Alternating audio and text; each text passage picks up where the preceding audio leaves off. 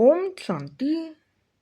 आज 23 जून 1973 की अव्यक्त बाप दादा के मधुर अनमोल महावाक्यों में से सुनते हैं मुरली मंथन। मुरली का सार है अलौकिक खजानों के मालिक। बाबा ने कहा, अपने को लाइट हाउस माइट हाउस समझते हो? फिर बाबा ने कहा, वर्तमान समय की स्थिति द्वारा आप सभी का कौन सा स्वरूप विश्व कल्याण का कर्तव्य कर सकता है? माइट हाउस के स्वरूप की। बाबा ने कहा, सर्व शक्तियाँ अपने में समझते हो? बाबा ने कहा, जिनका सर्व शक्ति संपन्न के लिए गायन है कि अप्राप्त कोई शक्ति नहीं ब्राह्मणों के खजाने में। फिर बाबा ने कहा, जैसे देवताओं के लिए गायन है अप्राप्त कोई वस्तु नहीं देवताओं के खजानों में, वैसे आप ब्राह्मणों का भी गायन है कि अप्राप्त कोई शक्ति नहीं ब्राह्मणों के खजाने में, क्योंकि मास्टर सर्वशक्तिमान है। बाबा ने कहा, आप सर्व शक्तियों के खजानों के मालिक हो ना।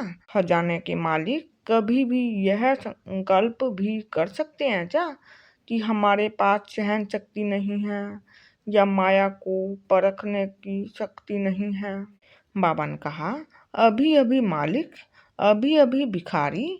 मालिक से बार बार रॉयल भिखारी क्यों बनते हो? बाप के सामने बच्चे जाकर कहते हैं, बाबा मदद करना, शक्ति देना और सहारा देना, इसको कहा जाता है रॉयल भिखारीपन।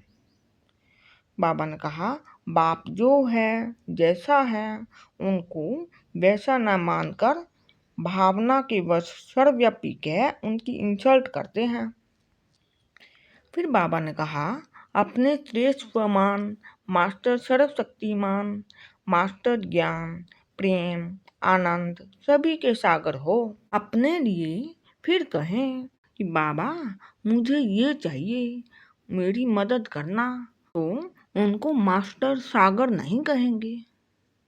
बाबा ने कहा, एक तो स्वयं को मास्टर ज्ञान का सागर आनंद का सागर कहते हैं, फिर यह सब बातें कहते हैं, तो अपनी इंसल्ट करना क्या यह ब्राह्मणों का स्वमान है? फिर बाबा ने कहा, जो गायन है ना, ब्राह्मण अर्थात सर्व प्राप्ति स्वरूप, इसलिए कहा कि ब्राह्मणों की स्टेज पावर ऑफ हाउस है।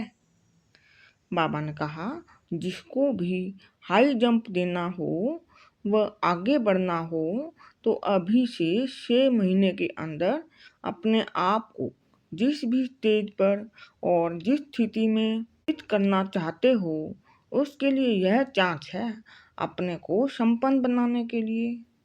तो बाबा ने तीव्र पुरुषार्थ के बारे में बताया। तीव्र पुरुषार्थ अर्थात संकल्प, बोल, कर्म, इन तीनों में समानता का अभ्यास करना, उसको कहा जाता है तीव्र पुरुषार्थी। अच्छा, ओम शांति।